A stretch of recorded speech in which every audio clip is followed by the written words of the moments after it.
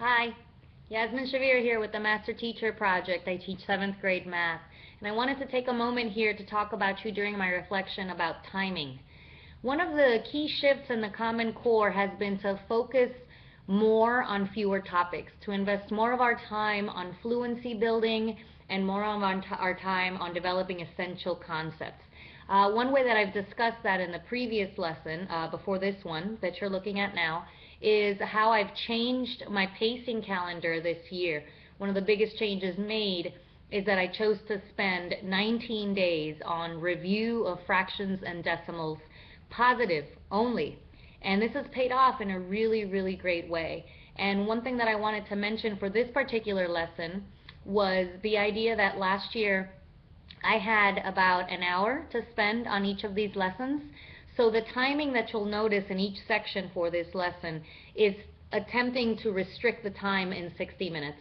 After doing this lesson this year I have 90-minute classes, I realized that if I am to spend more time and more focus on these concepts, more time on fluency, the amount of time that I've given for each lesson here is not enough.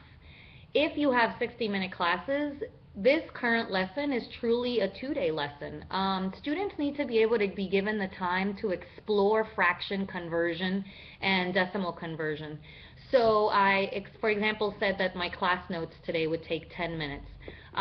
This year, with 90 minutes, I allowed students about 15 minutes, so an extra 5 minutes in class notes, to review the conversions from fraction to decimal and decimal to fraction. Because I was calmer, I feel like they were calmer. They asked more questions.